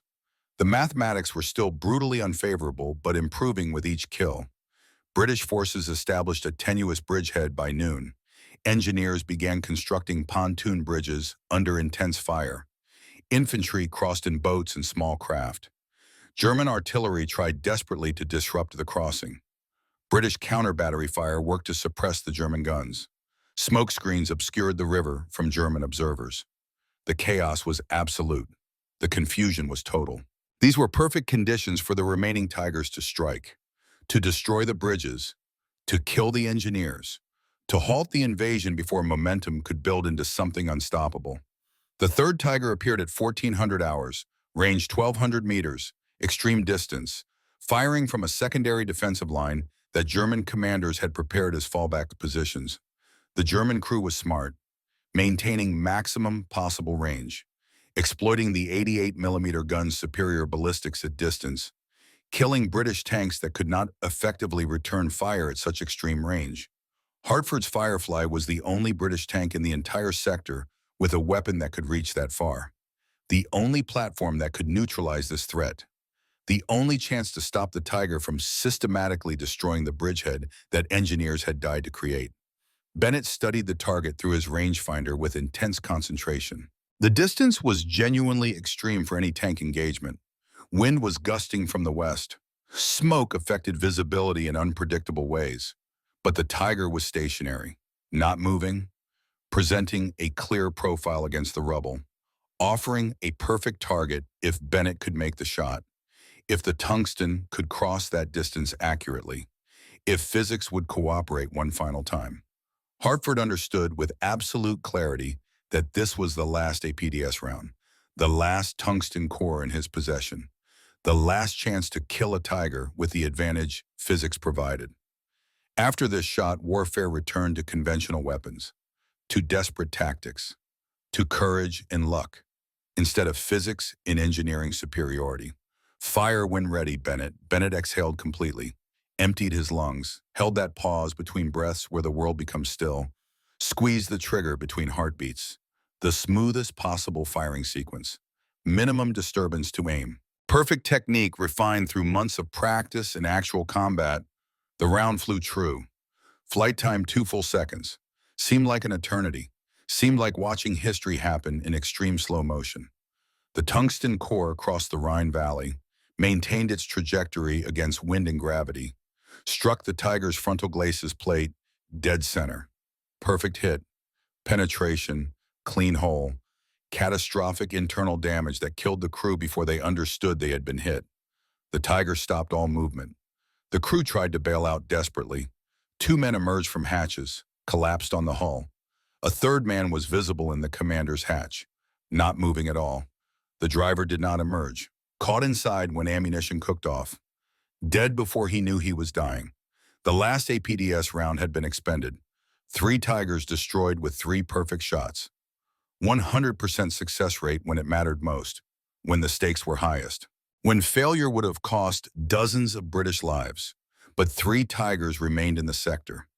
3 German crews still fighting, still defending, still dangerous despite everything. And British Fireflies had absolutely no more tungsten, no more APDS, no more equalizer that made German armor vulnerable. Physics returned to favoring German armor thickness. The advantage expired completely. The miracle weapon was depleted. Hartford's crew was now just another conventional tank fighting against a superior enemy with an inferior weapon. The mathematics that had defined 1942 and 1943 returned with brutal finality. The 4th Tiger engaged British tanks from a concealed position in rubble, killed 3 Shermans before artillery smoke forced a tactical retreat. The 5th Tiger defended a critical crossroads, killed 2 more British tanks, withdrew only when flanked by infantry carrying anti-tank weapons who got close enough to be dangerous. The 6th Tiger held a bridge approach until German engineers destroyed the bridge behind it, cut off its own retreat deliberately to buy precious time for other German forces to withdraw. The crew surrendered only after ammunition was completely exhausted. No more shells, no more fight, no more war for them. Without APDS, British forces returned to 1943 tactics, numerical superiority, flanking maneuvers requiring infantry support, artillery fire missions, airstrikes when weather permitted, infantry coordination with anti-tank weapons. All the methods the British had used before tungsten made Tigers vulnerable. The Rhine crossing succeeded. British forces established strong positions on the eastern bank, built multiple bridges, poured reinforcements across throughout the day and night. The German defensive line collapsed under overwhelming pressure. The Wehrmacht retreated deeper into Germany, but the cost had been higher than strictly necessary. 32 British tanks destroyed in Hartford sector alone, 96 crew members killed or wounded, numbers that could have been reduced substantially if APDS supplies had lasted longer, if tungsten reserves had been deeper, if the advantage had been sustainable beyond just 3 rounds per tank. Hartford sat in his Firefly that evening. The empty APDS storage rack was clearly visible in the turret. 3 spaces, was empty now. No more red-banded rounds, no more tungsten cores, no more physics that made German armor completely irrelevant. Bennett cleaned the 17-pounder gun with mechanical movements. Habit, professional discipline that continued regardless of circumstances. But his movements were automatic. His mind was clearly elsewhere, processing the understanding that the advantage had ended, that tigers were dangerous again, that warfare had returned to 1942 fundamentals where German armor superiority mattered immensely. "We are out, sir. No more APDS in the entire brigade. Command says no resupply is available anywhere. The tungsten reserves are completely depleted. We are back to using standard armor-piercing rounds exclusively. Back to flanking tigers when we encounter them. Back to hoping for lucky shots through weak points. Back to the old ways." Hartford nodded slowly. He had known this day would come eventually, had been warned by Brigadier Thompson back in June, had understood from the beginning that tungsten was a finite resource. But understanding something abstractly was completely different from experiencing the reality, different from facing tigers without the equalizer, different from returning to warfare where physics favored the enemy and British courage could not overcome German engineering. "We did good work while it lasted, Bennett. 37 tigers destroyed over 9 months. Hundreds of British lives saved because we could kill tigers reliably. We made tigers vulnerable when they thought themselves invincible. We changed armored warfare fundamentally. APDS proved that physics could defeat engineering, proved that velocity could overcome armor thickness, proved that British science could answer German steel. That legacy continues even if the ammunition does not." March 24, 1945, the day after the Rhine crossing. Hartford walked through the destroyed German positions during a lull in the fighting, surveying damage, documenting kills for intelligence reports, professional curiosity about weapons and tactics. He found the 3rd Tiger his crew had destroyed. The 1,200-meter shot, perfect center mass penetration through the thickest armor. The German crew had bailed successfully this time. 2 survivors were sitting 30 meters from the wrecked tank, guarded by British infantry. Not dangerous anymore, not fighting, just exhausted men, defeated, waiting for processing, for prisoner of war camps, for the end of a war they knew was lost. Hartford approached cautiously, studied the tiger up close, examined the penetration hole with professional interest. Same perfect circle, same melted edges, same catastrophic internal damage. German engineering defeated completely by British metallurgy. Krupp steel penetrated by tungsten carbide traveling at hypersonic velocity. Wehrmacht confidence destroyed by physics they had not anticipated or prepared for. He thought about Vier's bocage 9 months ago, about Reynolds and Miller and Wilson burning, about Whitman's massacre, about the promise he had made to make Germans pay for British blood, about 37 tigers destroyed, about revenge that ultimately felt hollow, about killing efficiently that felt like losing something important about himself. One of the German tankers looked up. Hauptmann rank insignia was visible despite the dirt and char covering his uniform.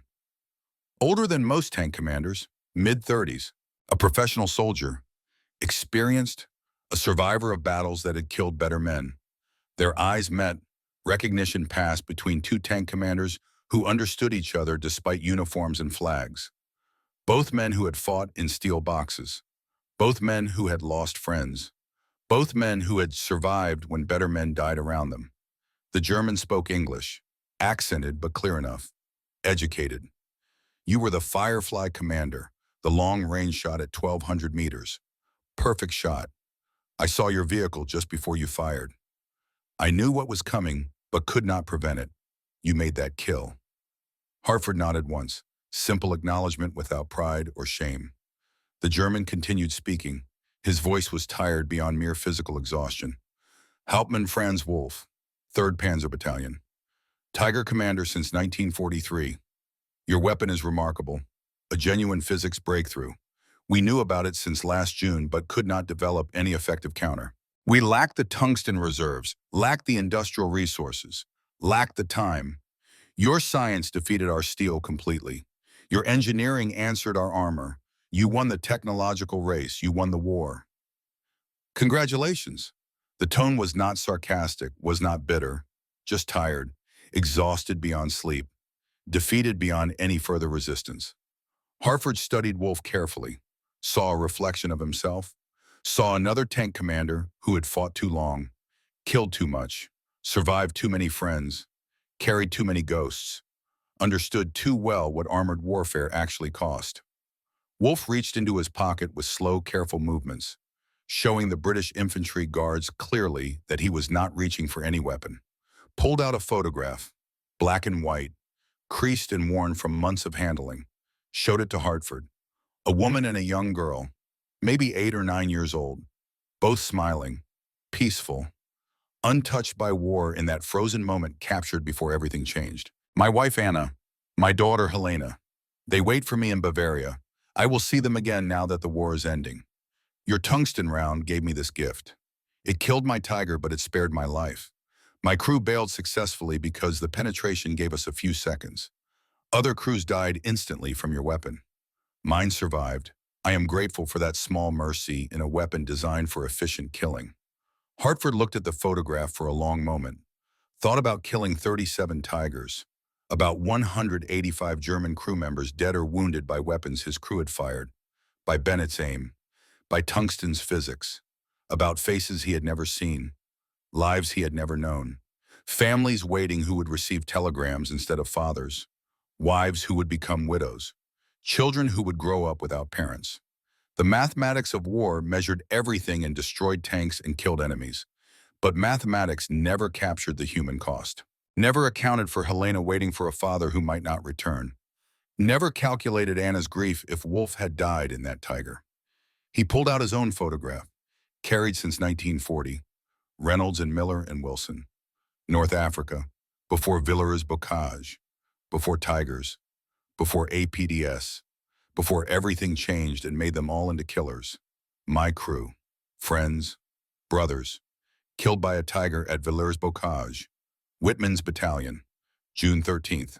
14 British tanks destroyed in 15 minutes. 27 crew members killed. I survived. They did not. I have been killing Tigers ever since. 37 destroyed. Revenge for Reynolds and Miller and Wilson. Payment for British blood. Justice for that massacre. Wolf studied the photograph carefully, nodded slowly. Understanding passed between enemies. Recognition that war made everyone into killers and victims simultaneously. That vengeance and duty intertwined inseparably. That surviving meant carrying the dead with you forever. Wittmann was the finest tank commander in the entire Wehrmacht. 138 confirmed kills.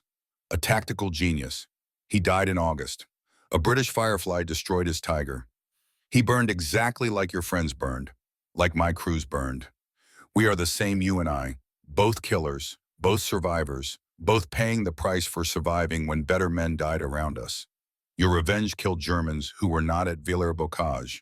My defense killed British soldiers who did not kill Reynolds and Miller and Wilson. War makes us kill the wrong people to settle the right grievances. Makes us efficient at creating orphans and widows while telling ourselves we fight for noble causes. British military police arrived to transport prisoners to processing centers. Standard procedure, documentation, beginning the long journey to prison camps, to waiting for the war to end, to eventual repatriation. Wolf stood slowly, returned Hartford's photograph with careful hands. Hartford returned Wolf's photograph with equal care. A brief moment of genuine connection across war's divide. Understanding that even in killing there could be recognition. That enemies could see humanity in each other before returning to the roles war demanded they play. As the MPs led Wolf away toward the trucks, he called back over his shoulder. Final words. A testament from defeated enemy to victorious soldier. Your APDS round is remarkable engineering, but more remarkable is that you used it to win the war instead of pursuing genocide. Germans would have used such a weapon very differently, would have sought total destruction of enemies. You British maintained humanity even while killing efficiently. That distinction matters enormously. That difference defines why you won and we lost. Thank you for remaining human. May 8, 1945, Germany surrendered unconditionally. The war in Europe ended after 6 years of destruction. British forces began occupation duties, processing endless prisoners, securing captured weapons, documenting damage, accounting for costs that could never be fully calculated. Statistics were compiled by analysts, numbers that reduced horror to simple mathematics.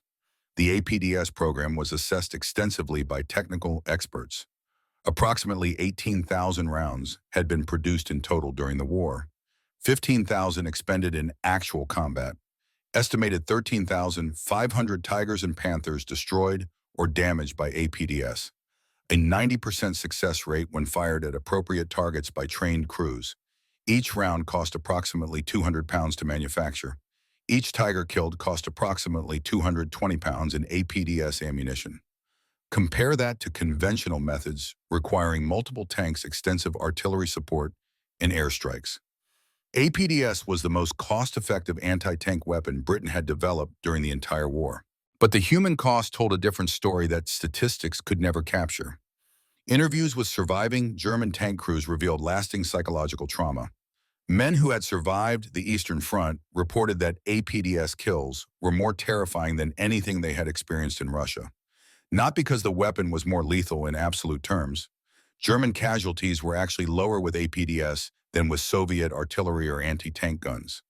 But because APDS removed all agency, removed any ability to fight back, removed the faith that armor would protect them, German tankers could accept dying in combat, could accept fighting an enemy and losing. They could not accept dying without understanding what had killed them, without seeing the threat, without any chance to respond or fight back. British Firefly crews had complicated feelings that would last for decades. Hartford was not alone in experiencing guilt over efficient killing. There was relief at having a weapon that actually worked, pride at technological achievement, but also deep discomfort at how easily tungsten made killing, how simple physics made death, how removing uncertainty from combat had somehow removed something human from warfare. 1953, 8 years after the war ended, Hartford received a letter at his home in Manchester. German postmark. Return address in Munich. He opened it carefully with hands that still shook slightly when remembering. Inside was a letter written in careful, precise English. Dear Lieutenant Hartford, 8 years have passed since Rhine. 8 years since your tungsten round destroyed my Tiger. Since your weapon ended my war. I wanted you to know that I survived. I returned to Anna and Helena, rebuilt a life from nothing, found work as a mechanical engineer. The irony is not lost on me. I learned about metallurgy, about materials science, about how metals behave under stress. Your APDS round taught me respect for British engineering, for physics that defeats confidence, for science that answers faith. I teach Helena about the war now, about the Tigers I commanded, about crew members who died, about the British Firefly that destroyed my tank but spared my life. I tell her that enemies can be humans, that wars end but humanity continues, that her father survived because a British soldier saw him as a father instead of just a target. That small mercy in an efficient weapon makes the difference between murder and warfare. Thank you for that distinction. Thank you for remaining human while killing efficiently. Thank you for understanding that tungsten penetrates steel, but humanity penetrates hatred. Your former enemy, Franz Wolff. Hartford read the letter 3 times, processing the words, processing the understanding that warfare's end was not victory's end, that killing's efficiency did not erase killing's humanity, that enemies could become correspondents, that hatred could transform into understanding, that warfare could end, but relationships could continue in unexpected ways. He wrote back immediately, started a correspondence that would last for decades. 2 tank commanders, British and German, Allied and Wehrmacht, victor and vanquished, sharing experiences that neither could share with people who had not been there, sharing trauma that civilians could not possibly understand, sharing understanding that came only from killing and surviving and choosing not to let killing define them completely. The letters crossed the Atlantic for 30 years, discussing families, lives rebuilt from ruins, careers developed, children growing into adults, grandchildren being born into a world without war, normal life resuming after abnormal years. But the letters always returned to the war, to the Rhine, to the moment when they had sat together recognizing shared humanity across the enemy divide. To understanding that could only exist between people who had killed and survived and chosen not to let death win the final victory. Modern day, 21st century, every main battle tank in the world fires rounds based on the sabot principle that British engineers developed in secret during World War II. The technology evolved dramatically. Fins were added for stability. Depleted uranium replaced tungsten for even greater density. Advanced ceramics. Computer targeting systems. Laser rangefinders. But the fundamental principle remains completely unchanged. A subcaliber penetrator wrapped in a discarding sabot. Velocity over mass.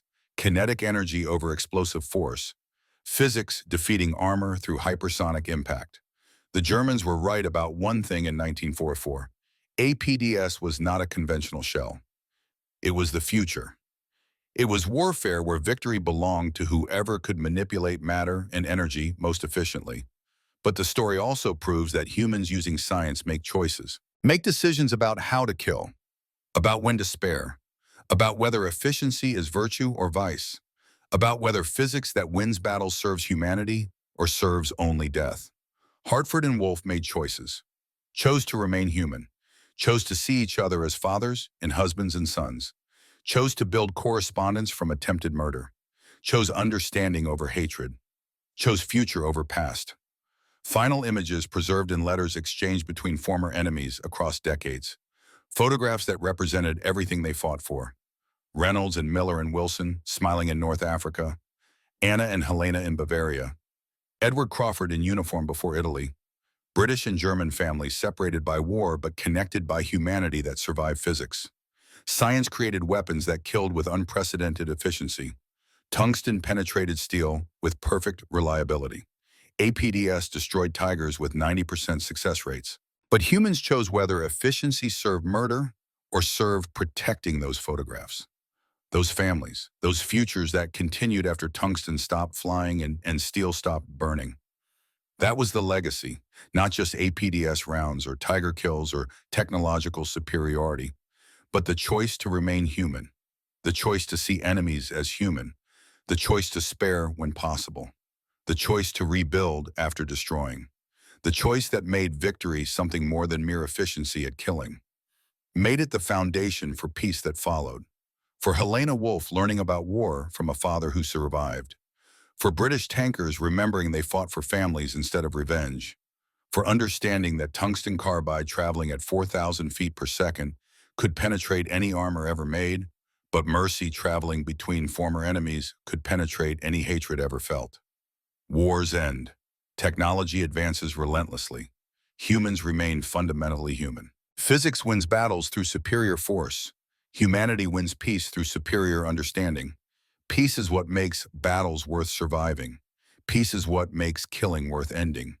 Peace is what Hartford and Wolff taught through decades of letters, through friendship built on the foundation of trying to kill each other, through understanding that emerged from the ashes of destroyed tigers and burned crews in physics that made armor meaningless. They taught that winning war does not require losing humanity, that being an efficient killer does not require being a monster, that technology makes killing simple, but humans make killing meaningful or meaningless, and that choosing meaning over efficiency, choosing mercy over revenge, choosing to remain human when war demands you become a machine, that is victory worth celebrating. That is achievement worth commemorating. That is legacy worth passing to generations who will face their own weapons, their own physics, their own choices about what efficiency means and whether killing efficiently represents progress or just represents killing with better science. The round that changed armored warfare was tungsten carbide at hypersonic velocity, but the choice that changed two lives was mercy at zero velocity, standing still, recognizing humanity in enemy uniforms, seeing fathers and tank commanders, seeing brothers and soldiers. That changed everything. That made technology servant instead of master. That made science tool instead of tyrant. That made war horrible but humans hopeful. That made physics win battles but humanity win peace. And peace is what makes everything worth surviving.